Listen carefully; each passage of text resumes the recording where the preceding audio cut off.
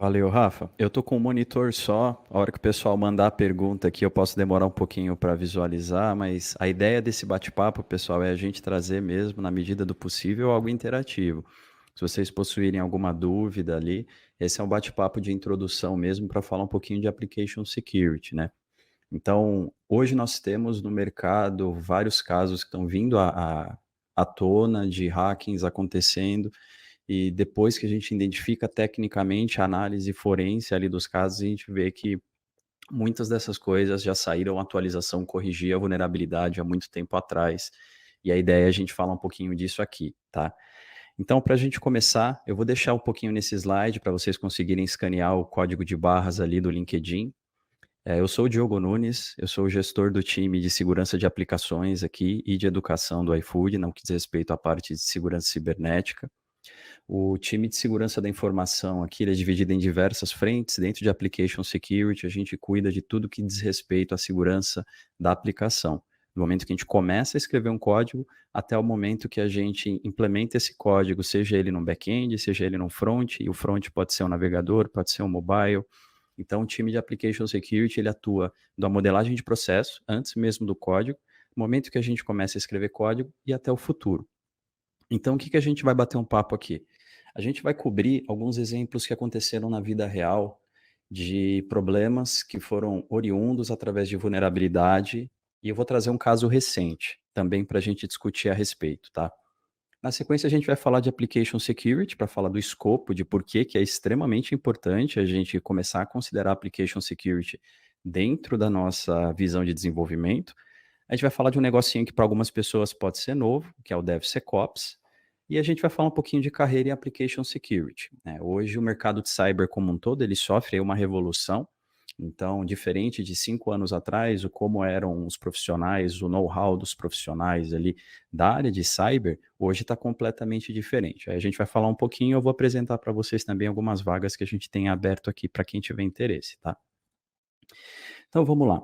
Para a gente começar nosso bate-papo, eu gostaria de trazer esse primeiro exemplo aqui, que eu acho que muitas pessoas devem ter ciência. É, Existiu uma empresa em 2017 que ela estava executando todas as suas atividades normalmente, e em dado momento eles sofreram data breach, oriundos através de uma vulnerabilidade do Apache Struts, né? Eu estou falando aqui do Equifax, né? Foi um caso muito pesado que aconteceu nos Estados Unidos. A Equifax, ela tinha ali uma boa parte da população, né? A gente consegue ver pelos números das informações que vazaram, quase 50% da população dos Estados Unidos tinha conta na Equifax, tem conta na Equifax. E em março de 2017, o que ocorreu? Eles usavam Apache Struts em produção e eles estavam usando Apache Struts em uma versão vulnerável. Teve a questão dos timings, né? A vulnerabilidade ela foi anunciada coisa de 2, 3 dias antes, mas como é uma vulnerabilidade que era ela de exploração muito fácil, como eu vou mencionar um outro caso que a gente teve recente aqui, é muito simples de você executar o que a gente chama de RCE, né? Que é você fazer uma execução de código remoto, Remote Code Execution. Então você executa um código para obter acesso à aplicação, a aplicação se conecta com o banco, e aí a gente consegue filtrar essas informações, sumarizando assim de uma forma bem legal, tá? Então, o que aconteceu com eles? A gente pode perceber que isso tudo foi muito rápido. E a ideia de trazer os números dos dias aqui é exatamente mostrar isso para vocês. Então, no dia 10, depois que fizeram uma análise forense, esse relatório forense, ele foi publicado ali de forma pública, porque se tratou de um evento que, quando ocorre situações, incidentes de cybersecurity, muitas vezes entra no Brasil aqui Ministério Público, outras entidades policiais assim para participar, dependendo do escopo. Ele teve a publicação desse relatório forense e o que descobriram analisando os logs de rede, de aplicações, de tudo. Lá no dia 10 foi quando exploraram pela primeira vez o Struts, só que só exfiltraram as informações e começaram a causar o problema 3 dias depois, tá? Se eu não me engano, essa vulnerabilidade ela foi corrigida dia 7, aproximadamente. E aí, onde Application Security consegue atuar bem. Aqui, Application Security consegue trazer uma visão antes mesmo do artefato entrar em produção. Mas a gente já vai entrar nisso. E tem um outro caso aqui também que eu gostaria de comentar superficialmente, que ele tem uma boa conexão com o anterior, né? É o que a gente chama de são vetores diferentes, são pontos de entrada na vulnerabilidade diferentes, né? Aqui a gente tem um caso alguns casos que foram noticiados, por isso que eu não trouxe nenhuma empresa aqui como referência para esse problema, de vulnerabilidades com credencial, né? Então, aqui o que ocorre nesse cenário, a gente tem o data breach, que é quando você tem a quebra, por exemplo, através do Apache Struts, isso te gera a vulnerabilidade, através dessa vulnerabilidade, desse ataque, você exfiltra informações. E a gente tem o data leak, que é quando alguém, sem querer, colocou uma credencial exposta em algum lugar público, no GitHub, é um bloco de notas, colou num post-it, vendeu para o amiguinho. A gente tem o que a gente chama de data leak, que é através de uma má configuração ou mau uso de recursos de tecnologia. Um exemplo que aconteceu muito também, acontece menos hoje, mas ocorreu muito, são Elasticsearches configurados abertos para o mundo com infraestruturas padrões, com configurações padrões ali. Então aqui a gente gera um soluço muito grande, porque a gente está falando de uma solução que ela está aberta para o mundo, ela tem relação ali com indexação, ela tem relação com a parte de análise de dados, então tem muita informação. Então aqui a gente tem um outro problema. O problema da Equifax, a gente teve uma vulnerabilidade que não foi corrigida a tempo e foi explorada. Aqui a gente tem um outro problema, onde uma credencial ela subiu para o ambiente que não deveria público, alguém teve acesso e aí a pessoa saiu fazendo a movimentação. Nesse caso em específico, a gente tinha um repositório público. Nesse repositório público, essa empresa ela foi descoberta ali um arquivo de credenciais, e nesse arquivo de credenciais acharam ali Access Key, Secret Key, e essa Access Key, Secret Key tinha role de administração dentro do ambiente da AWS. Né? Então aqui a gente teve esse pequeno problema aqui. Mas não existem apenas esses dois, tá? Existem outros problemas de segurança que a Application Security consegue apoiar. Então a gente tem um muito legal, que inclusive foi mencionado aqui no chat pelo Leonardo. O último que a gente teve aí mais severo foi a parte de libs vulneráveis, né? A gente teve o Log4j, que eu já vou comentar um pouquinho do vetor dele de ataque aqui na sequência. Então, hoje em dia, a gente não escreve biblioteca, né? Não compensa em tempo de desenvolvimento você ficar criando uma biblioteca, por exemplo, para fazer request na web, se você já tem uma biblioteca que faz request na web. A mesma coisa para log, que foi o caso do Log4j. Então, a gente utiliza essas bibliotecas. Em alguns casos, essas bibliotecas elas conseguem ser exploradas de dois formatos. No caso do Log4j, ele era explorado porque toda ação passava por ele para fazer um log. Existem outras bibliotecas que você consegue explorar através do formato de resposta, de pergunta e resposta com o servidor. Você consegue fazer um exploit através desse formato. Então, tudo depende de onde a biblioteca está dentro do seu código e o que ela faz. Ponto importante. Não existe somente biblioteca direta vulnerável, existe biblioteca da biblioteca vulnerável, que também causa um problema. Outro ponto que a gente tem são o uso de más práticas ali no código, né? Quando a gente escreve o código, na lógica do código, a gente introduz uma prática ou usa uma biblioteca que não é muito bem recomendada. Um exemplo muito simples, assim, se a gente for falar de OWASP ali, que é a principal referência que a gente tem hoje para segurança, a gente pode falar muito de input validation, que é, infelizmente, um dos problemas que ocorre com uma grande frequência. O input validation é você configurar ali um campo no form web, ou de repente você aceitar uma request numa API e você não limitar a quantidade de caracteres que está ali. Mas na prática, como isso gera um problema? Ali eu consigo injetar um payload, esse payload pode ser executado se o servidor for vulnerável, sua aplicação, seu pod for vulnerável. Então ele gera para a gente um problema. Então a gente tem também esses cenários de a gente esquecer alguma coisa ou usar um método que não é muito legal, né? Um exemplo mais prático, né? Falando um pouco de Python, que é mais a minha praia. Criar processos usando subprocess em Python é algo muito, muito vulnerável dependendo do contexto que você faz. Então, se você utiliza ali um subprocesso em RAW, você cria uma shell em RAW, você consegue executar qualquer coisa. Então, ali eu posso perceber essa entrada e injetar alguma coisa ali, né? Terceiro ponto está muito relacionado com essa parte de vazamento de credenciais. Então, cultura de cyber, né, que a gente envolve aqui treinamento para pessoas desenvolvedoras com foco em desenvolvimento seguro e postura de segurança, né? Então, a gente ajuda a corrigir os pontos anteriores e a gente também corrige aquele ponto de vazamento de credenciais. Então, ele tem essa visão mista ali que a gente consegue trabalhar. nessa parte de educação. A gente consegue entrar muito fundo aqui em educação e falar bastante só disso, porque quando a gente fala, por exemplo, de DevOps, que é algo que a gente vai entrar daqui a pouquinho, só que na perspectiva de SEC, DevOps tem sim a sua parte que é educação, cultura, treinamento. E segurança aplica essa mesma visão, porque a gente se baseia em cima da metodologia, tá?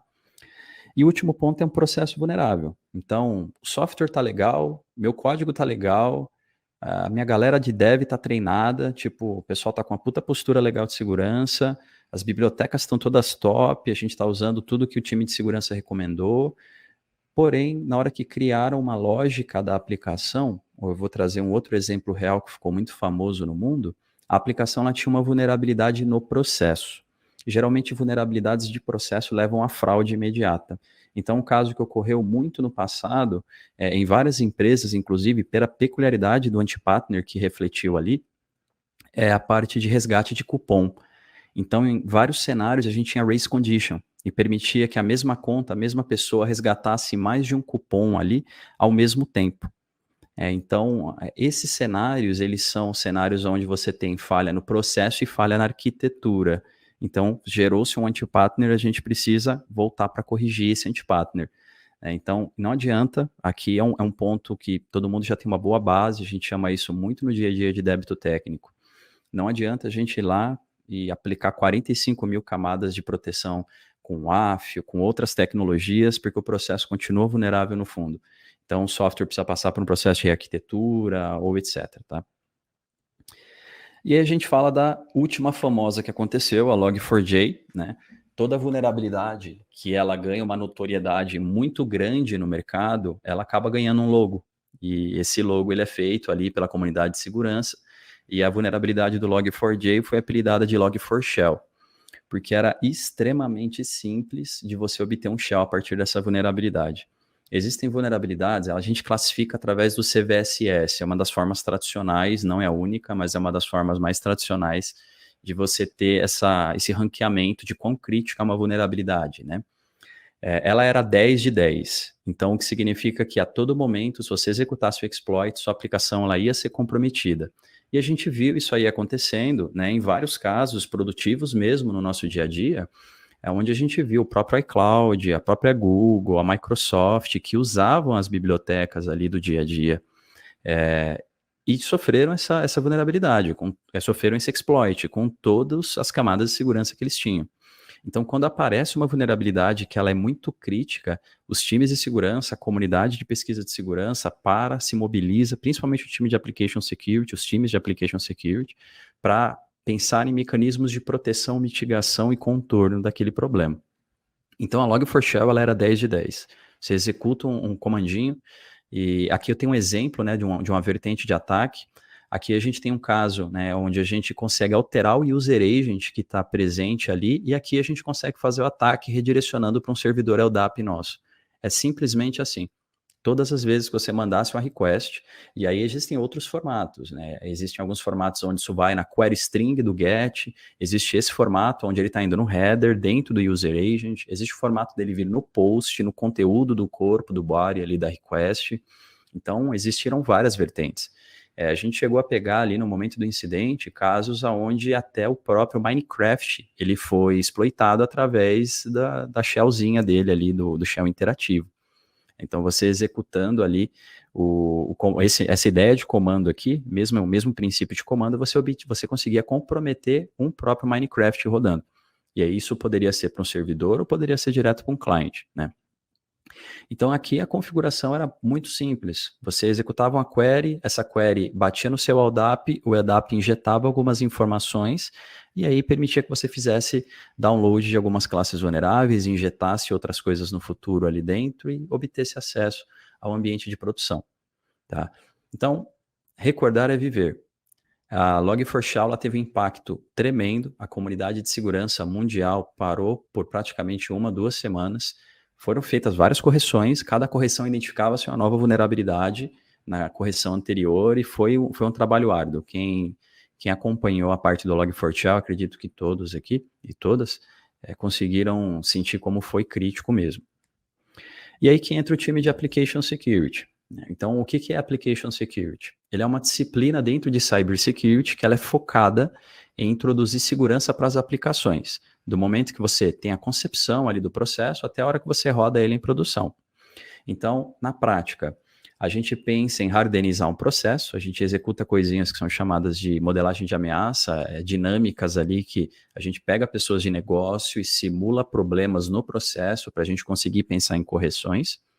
A gente tem a parte que a gente chama de pré-commit, que são todos os checks que a gente consegue fazer antes do commit. A gente tem a parte pré-merge ou pré-rebase, que aí permite que a gente, no momento de uma merge request, de uma pull request, a gente consiga analisar o código. E a gente tem o passo posterior, que é quando já está tudo em produção. E aí a gente aplica proteções de tempo de execução. Então, aplicações web, a gente aplica o Web Application Firewall. Então, todas as requisições, elas não batem direto na aplicação. Elas entram pelo WAF, o WAF redireciona para a aplicação. Quando a gente fala de apps, a gente consegue introduzir o que a gente chama de containerzinhos de segurança. O seu aplicativo ele roda hardenizado dentro do dispositivo iOS ou Android do seu cliente. Então, a gente tem esses dois extremos. Em Application Security, a gente fala muito do princípio de Shift Left. Quando a gente fala de DevOps, a gente está falando do Shift Right. Está falando do desenvolvedor, porque para o desenvolvedor é sempre pegar a aplicação, criar o código e pôr em produção para gerar o valor necessário. Segurança, quanto mais vista do lado direito dessa linha DevOps, mais cara ela fica. Um exemplo que eu acabei de mostrar da Equifax, a aplicação já estava em produção vulnerável. Então, ali abriu-se uma vulnerabilidade muito crítica. Provavelmente a Equifax tinha, sim, o WAF, proteções em tempo de execução. Só que como é algo novo, recém-saído, poucas empresas, né, praticamente nenhuma empresa vai ter proteção. Então, quanto mais à direita, mais risco e mais caro. Então, aqui, por exemplo, você pode ter pessoas que são hacker éticos, que vão exploitar uma vulnerabilidade e vão te gerar um insight, e esse insight te ajuda a corrigir. Só que isso tudo é muito mais custoso, porque sai caro ter uma pessoa para fazer esse tipo de teste, e muito mais demorado, porque para você chegar em uma vulnerabilidade muito crítica, é um trabalho tailor-hand, é um trabalho que você faz manualmente, né? Então, segurança, a gente sempre pensa em shift left, a gente puxa para o lado lá da esquerda. Na prática, ficaria algo assim. Então, a gente consegue, cada step desse é um step que a gente chama de security gate. Né? Então, dentro da visão DevOps, a gente abre a visão DevOps e introduz pontos de segurança ali. Então, pré-merge, você consegue verificar se a pessoa, antes mesmo dela puxar um código para o GitHub, para o GitLab, se ali tem alguma credencial, se está subindo com alguma biblioteca vulnerável, se tem algum tipo de linter focado em segurança que a gente consegue executar ali ainda na máquina da pessoa desenvolvedora. Quando a gente vai para o processo pré-merge, pós-merge ali, a gente tem um security gate muito importante, né? Então, algumas empresas que têm uma maturidade, uma postura de segurança mais robusta, não permite que você mergeie um código que teve um trigger de vulnerabilidade ali. Então, imagina que a gente teve uma aplicação que ela teve ali uma vulnerabilidade e a gente não permite que seja gerado o artefato, porque o problema todo, quando a gente vai indo para a direita, é que o artefato que a gente tem ali hoje em dia, falando de exemplos práticos, os artefatos ali que são dentro do nosso registro de imagens ali, eles já estando vulneráveis, significa que a todo momento, quando você mandar redeployar a sua aplicação no Kubernetes, ela vai redeployar a aplicação vulnerável. Então, quanto mais a gente prevenir que um artefato, e esse artefato também pode ser um aplicativo que você vai subir para a Store no futuro, quanto mais esse artefato ele for hardenizado e não for permitido que ele seja mergeado com problema, menos problema na pré-release e no post-deploy a gente tem. Post-deploy é tempo de execução, né? Então a aplicação se mantém sempre em execução, e pré-release é quando a gente tem ali um processo onde, por exemplo, a gente consegue hardenizar um artefato que já foi gerado. Então, a gente fala muito de RASP ali em vários contextos, mas principalmente em mobile, que o RASP é um Runtime Application Security. Então, a gente tem proteções em tempo de execução. Um exemplo também prático para isso, né? Eu falei do mobile, que a gente tem a aplicação que ela roda como se fosse dentro de um containerzinho de segurança, que fica interceptando chamada de sistema e sentindo ali como a aplicação está rodando para pegar comportamentos anômalos. E a gente tem casos onde, por exemplo, a gente tem mecanismos dentro de cluster Kubernetes que interceptam via PBF de kernel como os pods estão se comportando. E essa aplicação, dada a característica do ePBF ali de interceptar a chamada de sistema, você consegue fazer com que o pod não saia mais, o pod ele não consiga mais fazer uma syscall. E aí a aplicação ela fica alocada e a gente consegue configurar formatos onde a gente tem um controller que vai lá e mata aquela aplicação, por exemplo. Então aqui a imaginação ela é bem o limite ali. Então a gente tem esses dois cenários de proteção ali, que são pós-deploy, né? Quando você está gerando a aplicação, pré-release, perdão, você está gerando a aplicação e consegue adicionar camadas de segurança a mais, tá? O próximo ponto que a gente tem aqui, só ver se alguém mandou alguma pergunta. Não. O próximo ponto que a gente tem aqui para discutir. Diogo, tem uma sim, cara. Tem uma que aqui Diga. no Q&A, que é quais ferramentas você recomenda para o pré-commit e pré-merge para analisar e mitigar problemas de segurança? Boa, legal. Vamos falar de três exemplos aqui, tá? Hoje em dia, inclusive usando os próprios slides como referência. Hoje em dia a gente tem três principais problemas. Não são apenas eles, mas são os três principais.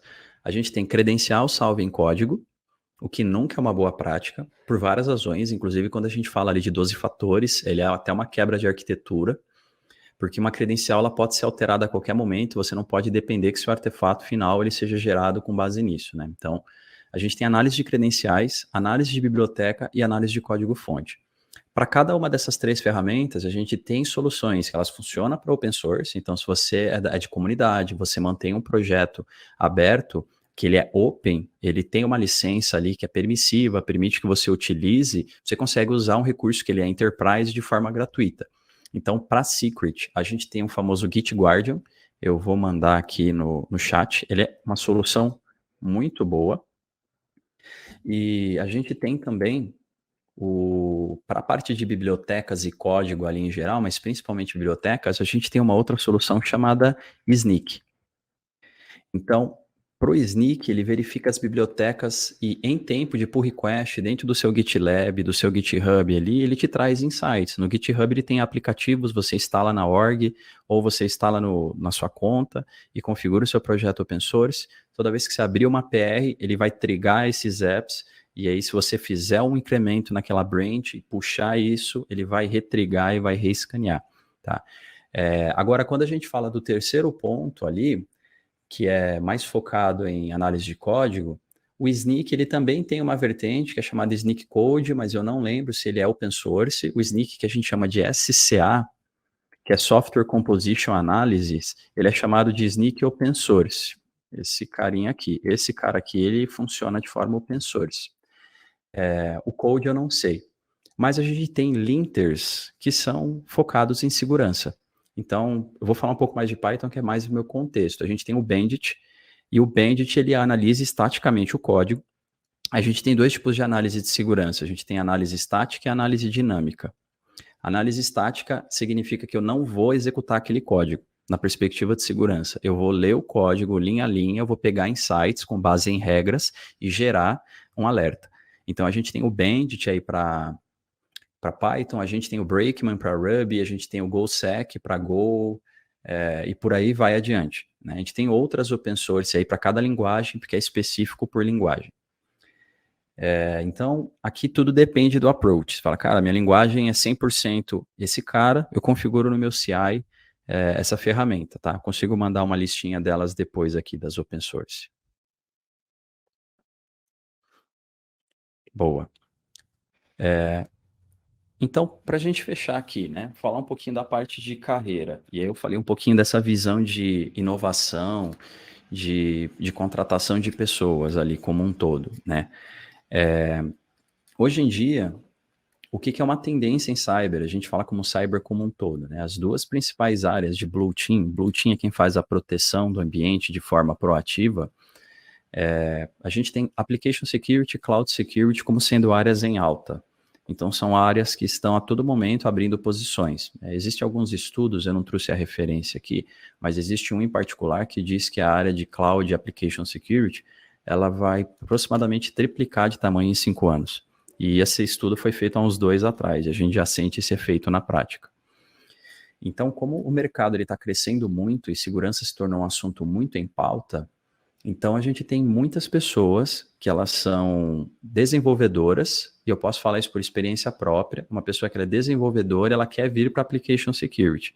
Então, o que que é importante? A gente pegar uma pessoa, exemplo prático, uma pessoa que é especialista em código nativo Android, essa pessoa quer se especializar em segurança, essa pessoa vai ser um excelente profissional. Vai ser um profissional focado em Mobile Security Engineering, que é uma pessoa que você raramente acha no mercado. Não, aquela famosa mosca branca. A gente raramente acha, porque é uma pessoa que ela é muito especializada, e isso te gera ali oportunidades de trabalho gigante, porque você consegue retornar para desenvolvimento tradicional, você consegue focar mais em desenvolvimento seguro, ou você consegue navegar em outra área de segurança ali no meio, tá?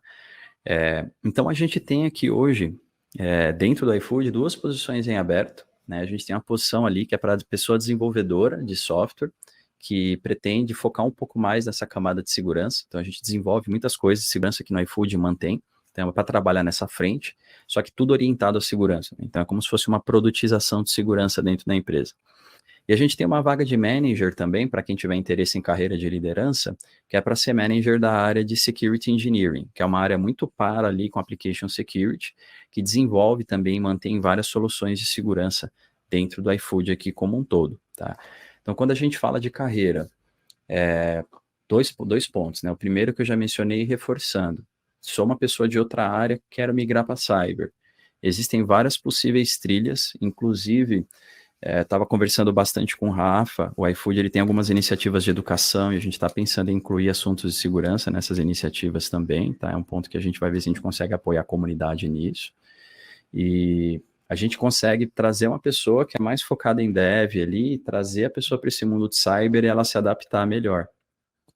Outra possibilidade também, o outro ponto ali, é você falar, cara, eu não quero ir para dev, eu não quero ir para sec, mas eu quero ser aquela pessoa dev que pensa, pô, isso aqui não tá legal, esse processo está quebrado, ali tem vulnerabilidade, como que eu faço para ser mais proativo?